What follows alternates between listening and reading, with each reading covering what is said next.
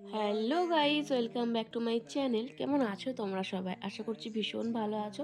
ভগবানের কাছে প্রার্থনা করি তোমরা সবসময় খুব ভালো থেকো। তো ফাইনালি দেখতে দেখতে আজকে সেই দিনটাই এসে গেছে যেদিন আমরা বাড়ি ফিরবো। মানে দেখতে দেখতে যে কটা দিন কিভাবে কেটে গেল, এত তাড়াতাড়ি কেটে গেল বুঝতেই পারলাম না। চোখের নিমেষে কেটে গেল। ভাই মা আসে যে এত তাড়াতাড়ি এক সপ্তাহ কেটে যাবে বুঝতেই পারলাম না।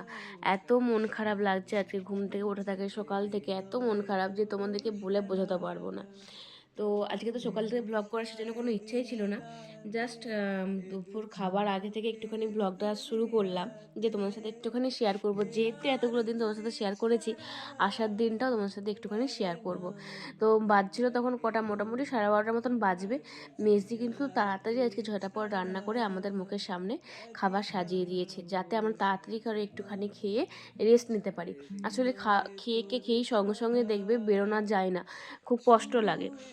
তারপর এতটা জার্নি করব সেই জন্যই। তো গরম গরম ভাত, আলু ভাতে বেগুন পোড়া, আর কিন্তু ফুলকপি আলু দিয়ে মাছের ঝোল করেছিল। এত সুন্দর টেস্টি রান্না করেছিল কি বলবো। আর গরম গরম তুমি যাই খাবে তাই ভালো লাগবে। আর বেগুন পোড়া তো আমার ভীষণ ফেভারিট, মানে শীতকালের খাবার, ভীষণ ভীষণ ভালো লাগে। আর এদিকে ডোডোকে এখন মা খাই দিচ্ছে।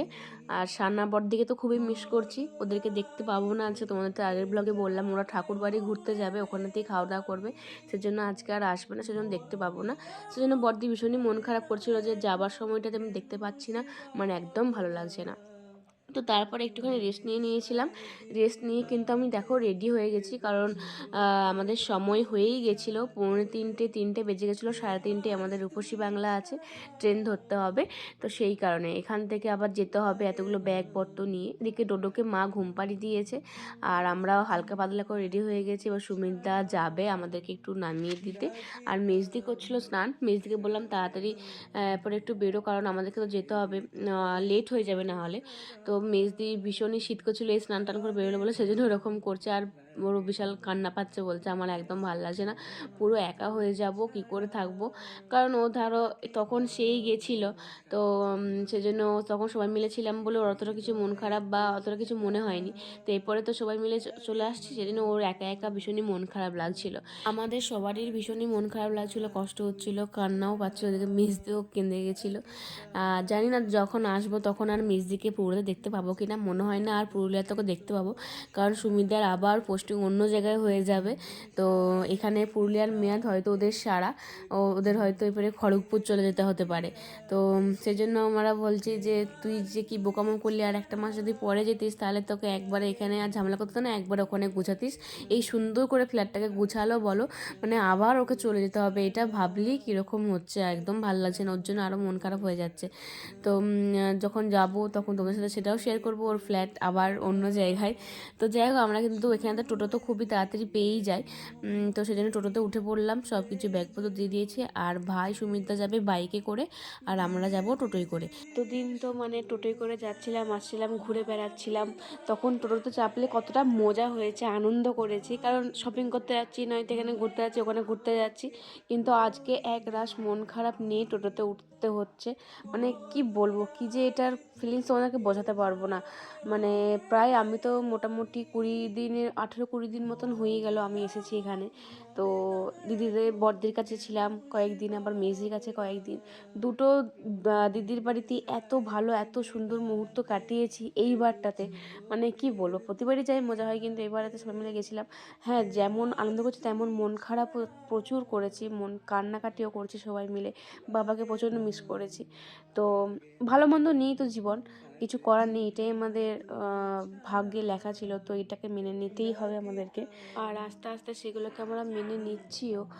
মানে মেনে নিতে খুবই কষ্ট হচ্ছে, কিন্তু আমাদেরকে মানতে হচ্ছে। দেখো না, দেখতে দেখতে 8টা মাস আমরা বাবাকে ছেড়ে থেকে গেলাম। কখনো ভাবতেই পারিনি যে একটা দিন কাটাতে পারবো বাবাকে ছাড়া। মানে কিছু ভাবতেই পারতাম না বাবাকে ছাড়া। আমরা না ভীষণ ভেঙে পড়েছিলাম যে কী করে কী হবে। মানে ভগবানের এমনই যে মানে ভগবান সব কিছু ঠিক করেই রেখেছে, কীভাবে কী হবে না হবে। দেখো সেখানে আমরা 8টা মাস বাবাকে আজকে ছেড়ে দিব্যি তো আছি, এটা সেটা সবই করছি, যেগুলো আমরা করতে পারতাম না সেসব আমরা করছি এখন একা একারাই। যাই হোক, এগুলো বললেই না আমার ভীষণ মনটা খারাপ হয়ে যায়। তো আমরা তো এদিকে ট্রেনে উঠে পড়েছি, তাড়াতাড়ি করে ঝটাপট তো চলেই আসলাম। আর সুমিতদা আমাদেরকে উঠিয়ে দিয়ে চলে গেল। মনটা ভীষণ খারাপ লাগছে, ট্রেনও ছেড়ে দিয়েছে। আর আমরা তিনজনে মানে একটা সিটে বসে পড়েছি। আমার একটা অন্য সিটে ছিল, বাট সেটা অন্যজনকে বলে আমরা আমরা এই সিটে বসে পড়েছি তিনজনে।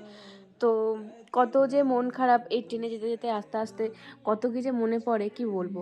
বাবার সাথেই আসছিলাম যখন বড়দিদির বেবি হবে, মানে সানা হওয়ার কথা, যখন সবাই মিলে আসছিলাম কত কিছু খেয়েছিলাম, ভীষণ আনন্দ করেছিলাম।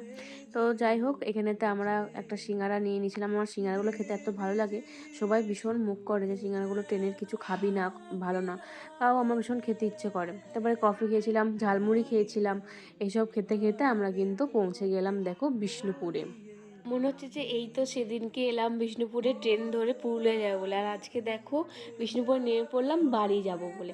তবে একদিকে না ভীষণ মজাও হচ্ছিল, মনে হচ্ছিল যেন অনেক দিন পর আমি নিজের শহরে চলে এসেছি। জানি বিষ্ণুপুরটা নিজের শহর নয়, কতুলপুর নিজের শহর, বাট তাও মনে হচ্ছিল না আমি একদম নিজের শহরে এসে গেছি। কারণ মানে কত দিন পর আমি বাড়িটাকে দেখবো, বাড়িটাকে এত পরিমাণে মিস করছিলাম, তোমাদেরকে না বলে বোঝাতে পারবো না। আমি বাড়িটাকে ভীষণ ভালোবাসি, কারণ আমি তো খুব একটা কোথাও বেড়াতে যাই না। কারণ বেড়াতে যেতে পছন্দ করি, কিন্তু আমি জার্নিটা পছন্দ করি না। জার্নি করলেই আমি উল্টে পড়ে থাকবো, কোথাও ঘুরতেই পারবো না। এই জন্য সবসময় বাড়িতেই থাকি মায়ের কাছে একদম। তো সেই জন্য কোথাও গেলে ভীষণ মন খারাপ হয়। তো যাই হোক, ফাইনালি আমি কিন্তু বাড়ি পৌঁছে গেলাম। এরপর থেকে তোমরা সবসময় বাড়ির ব্লগ দেখতে পাবে, আর দিদিদেরকে দেখতে পাবে না। তো যাই হোক, আজকের ব্লগটা এই পর্যন্তই। কেমন লাগলো সেটা কিন্তু তোমরা অবশ্যই জানিও। ভালো লাগলে অবশ্যই লাইক কমেন্ট শেয়ার করতে একদম ভুলবে না। দেখা হচ্ছে পরের ব্লগে খুব তাড়াতাড়ি। ততক্ষণ ভালো থাকবে, সুস্থ থাকবে।